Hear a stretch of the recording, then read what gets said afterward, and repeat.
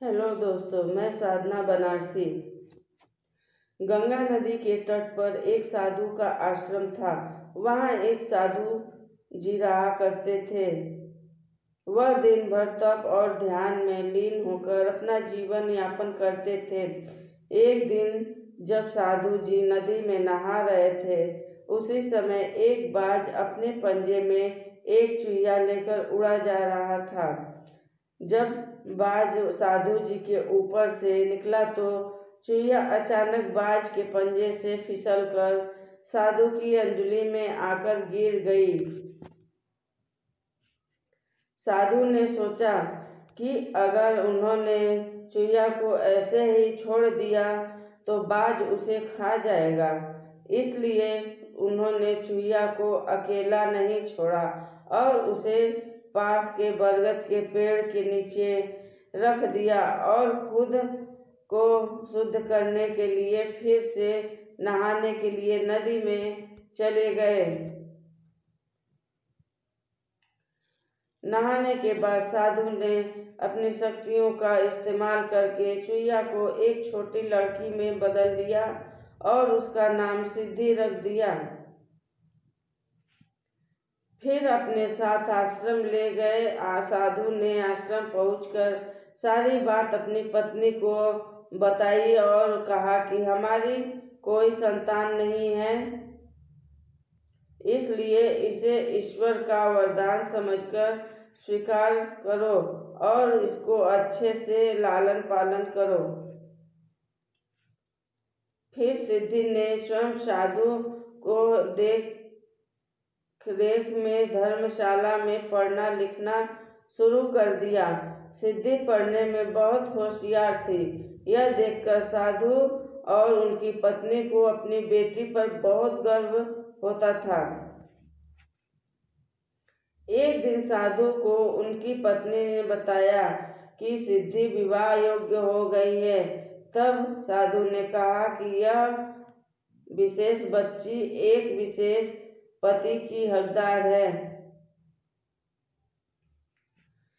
अगली सुबह अपनी शक्तियों का उपयोग करते हुए साधु ने सूर्य देव की प्रार्थना की और पूछा, हे सूर्य देव, क्या आप मेरी बेटी के साथ विवाह करेंगे?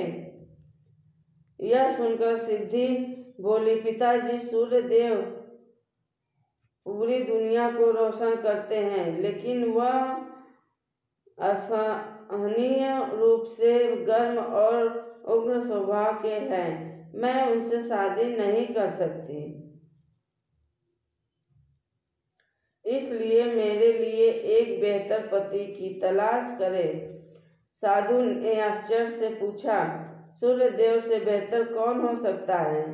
इस पर सूर्य देव ने सलाह दी, आप पहाड़ों के राजा से इस विषय में बात कर सकते हैं, वह मुझसे बेहतर है। इसके बाद साधु ने अपनी शक्तियों का उपयोग करते हुए पहाड़ों के राजा को बुलाया और कहा, कृपया मेरी बेटी का हाथ स्वीकार करें। मैं चाहता हूँ कि अगर वह आपको पसंद करती है तो आप उससे शादी करें। फिर सिद्धि ने कहा, पिता, पहाड़ों के राजा बहुत कठोर हैं, वह अचल है, मैं उससे शादी नहीं करना चाहती। कृपया मेरे लिए एक बेहतर पति की तलाश करें। साधु ने सोचा, पहाड़ों के राज से भी बेहतर कौन हो सकता है?